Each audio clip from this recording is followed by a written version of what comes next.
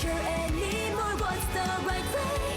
Can't you hear my voice? I know I must perform my choice. Cause the broken days never come back. But sometimes I imagine we could have had different days. If I met you and another time and place. Is there a hand?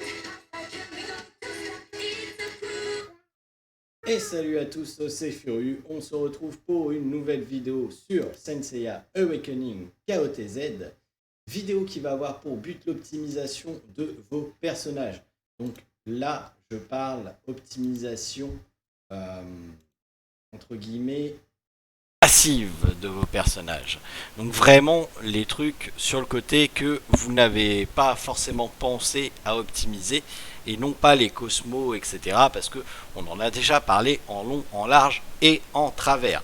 Sachant qu'il y a encore des choses qui vont arriver, comme la vidéo du pavillon trésor que j'ai sorti. Donc n'hésitez pas à passer voir la vidéo du pavillon trésor qui pourra vous aider également à optimiser vos personnages avant sa sortie. Il y a quelques hauts faits qui sont plutôt compliqués à atteindre, en tout cas pour un joueur assez nouveau ou casu. Il n'y a pas trop de différence free-to-play cash player, mais c'est surtout casu et hardcore gamer. Avant de commencer la vidéo, je vous rappelle que le défi Utip est toujours en place. On a dépassé les 1000 vues, félicitations. On va essayer d'atteindre le deuxième palier à 5000. Ça risque d'être compliqué, mais on y croit. Donc lâchez pas, continuez à regarder des pubs sur Utip. Ça participe au bon fonctionnement de la chaîne et ça permet de continuer à ajouter du contenu. Également, si vous souhaitez m'aider, vous pouvez créer un compte sur MyMusicTest, puis faire un make pour Dreamcatcher. Vous trouverez le lien dans la description de la vidéo. Donc, on va attaquer l'optimisation de vos personnages. Exemple. On va prendre en exemple Poséidon. Voilà. Vous avez fait vos runes, vous avez fait vos 8e sens. Maintenant, vous vous dites, il me manque quelque chose. Je sens qu'il me manque quelque chose, je ne sais pas quoi, mais il me manque quelque chose, je veux augmenter Poséidon. Eh bien, vous avez encore plusieurs moyens d'augmenter Poséidon. Pas seulement avec vos runes et votre 8e sens. Il y a d'autres moyens de présents dans le jeu pour augmenter vos personnages. J'en avais déjà parlé dans une précédente vidéo, mais je pense que faire un rappel à l'aube de la sortie d'IKGC est intéressant à voir. Donc, on a le Saint Temple. Tout le monde connaît. On dépense des fleurs, ça augmente le niveau des Saint Temple, etc., etc. Maintenant, vous avez le temple de Poséidon. Dans le temple de Poséidon, vous avez chaque personnage. Qu'est-ce qui est intéressant de voir? Vous avez pour chaque star, ça va vous donner 1% de capacité en plus. Donc, par exemple, on va faire Quick Train, hop. Là, on a augmenté avec le level du temple, bien évidemment, la puissance apportée à Poséidon. Mais il y a une autre façon d'augmenter cette puissance-là. C'est en augmentant les étoiles des personnages qui sont dans le même temple. Alors, bien évidemment, la plupart des personnages qui sont dans ce temple-là, je ne les utilise pas. Mais on va prendre un exemple concret. Par exemple, là, vous voyez, sur la C-Attack, on est sur du 267 plus 145. On a Bayan qui est 2 étoiles. On va aller l'augmenter 3 étoiles pour voir ce que ça change. Alors, je vous rappelle, on est 267 plus 145 sur la C-Attack. Donc, on passe sur Bayan. Tac, ici. On le up au max level. Alors, je ne peux pas le mettre en 4 étoiles et puis je veux pas parce que j'ai quand même besoin de mes potions. À un moment donné, j'ai besoin de mes potions aussi. Reverse. Tac. On prend 2 persos. Tic. Boum. On lui fait donc gagner une étoile. Et là, si vous retournez dans le temple, donc le même temple de Poséidon, et bien vous voyez, on est passé à plus 150. Donc on a encore gagné en bonus sur tous les personnages de ce temple. Alors là, j'ai pris l'exemple de Poséidon, mais c'est viable pour Camus, c'est viable pour Yoga, pour Iki, OCE, etc. Donc il est important d'augmenter ces personnages en 4 étoiles minimum, voire 5 étoiles pour des gros temples, pour augmenter les bonus affiliés aux personnages que vous souhaitez. Là, en l'occurrence, Poséidon étant dans un temple pas super pour moi, mais si on prend l'exemple, par exemple, de Divine Guard, ou God Guard, Eh bien là, en revanche, on a Aphrodite qui est dans le même temple, on a Yogapog qui est dans le même temple, on a Saga qui est dans le même temple, et on a Deathmask qui est dans le même temple. Donc on a 4 persos qui sont très forts, Aiolos qui peut être très bien en PvP, et Shaka qui a eu son heure de gloire et qui l'aura peut-être avec son rework d'armure par la suite. Mais là, vous voyez, ça fait quand même potentiellement, là j'ai déjà 5 persos dans le même temple qui sont 6 étoiles. Donc les bonus sont quand même assez intéressants à avoir. En plus de ça, Shaka était déjà 5 étoiles parce que j'ai fait le combo Aiolia Shaka. Et puis bah il y a juste la prêtresse des océans dedans qui, elle, effectivement, je l'ai montée que 4 étoiles et elle restera à 4 étoiles, vous inquiétez pas. Mais voilà, c'est un moyen d'optimiser mon Yogapog que j'utilise beaucoup en PvE, d'optimiser mon Deathmask que j'utilise également en PvP, excusez-moi, et mon Deathmask que j'utilise beaucoup en PvP aussi, mon Aphrodite que j'utilise en PvE, mon Saga que j'utilise en PvP, et mon Aiolos que j'utilise en PvE. Ça donne un boost à chacun des personnages du temple. Donc c'est important, il ne faut pas le négliger si vous voulez avoir des stats en plus sur vos personnages. Ces stats là sont directement ancrées sur vos personnages. Par exemple, si on prend le Poséidon, quand vous allez aller sur les Cosmos et que vous allez dans la fiche de Scent Attribut, ça va directement être ajouté sur le plus. Attention, ce n'est pas ajouté dans les chiffres en blanc, c'est bien ajouté dans les chiffres en doré en plus.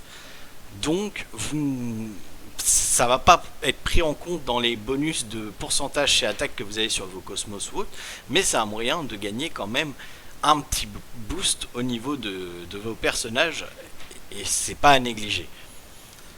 Le trésor pavillon est un autre moyen, effectivement, par exemple quand on va débloquer l'armure de Poséidon, quand on va débloquer des choses, des hauts faits PvE, des hauts faits PvP, bref, ça va encore venir augmenter les statistiques de vos personnages en PvE et des fois en PvE et en PvP. On a également un autre moyen d'augmenter passivement les forces de vos personnages, ce sont les links. Les links, il y a beaucoup de gens qui pensent que ce n'est pas viable en PvP. C'est faux. Ce qui n'est pas viable en PvP, c'est le fait que par exemple Thétis va attaquer si Poséidon fait une attaque normale. Ça ne marche pas en PvP. On va être clair, ça ne marche pas en PvP. En revanche, les statistiques, les bonus de statistiques, excusez-moi, eux marchent bien. L'assist ne marchera pas, en revanche le bonus de statistiques marche bien. Donc Thétis, c'est pas mal de le monter quand même 4-5 étoiles. Moi je l'avais monté 5 étoiles pour faire le test et finalement j'en suis pas déçu. Parce que grâce à ça, ma Thétis, elle gagne 4%, enfin mon Poséidon il gagne 4% en ses attaques et il gagne 4% en HP. Juste parce que j'ai monté Thétis 5 étoiles. Canon était déjà 5 étoiles, forcément un canon quand tu l'as au minimum c'est du 5 étoiles, hein. On va pas garder un canon 4 étoiles, ou alors il faut être complètement fou, mais Canon est beaucoup trop puissant pour le laisser aussi bas, donc Canon mérite bien son 5 étoiles.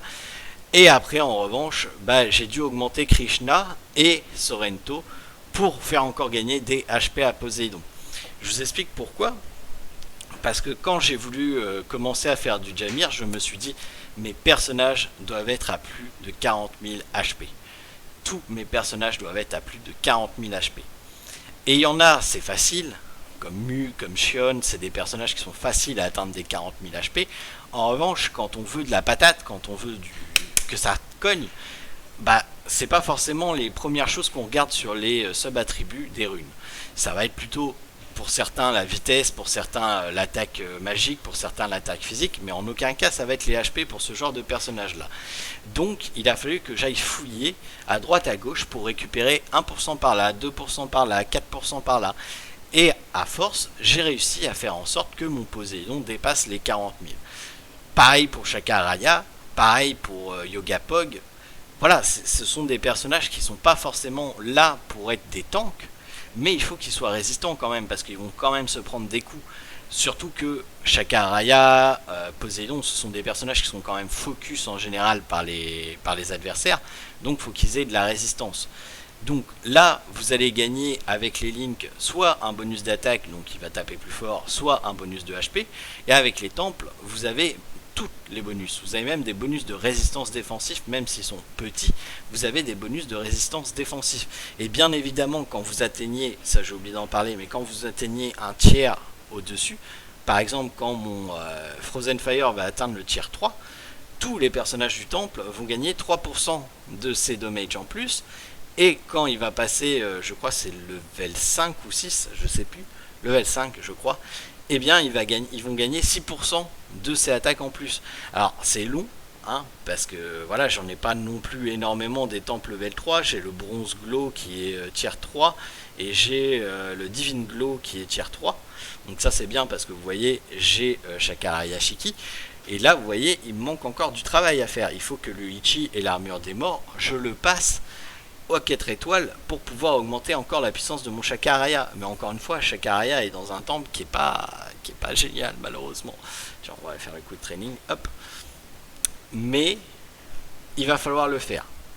Il va falloir le faire pour gagner des statistiques en plus sur mon Chakara Yashiki. Et c'est pas négligeable quand même. C'est quand même des 3400 HP en plus et 640, 650 C attaques en plus.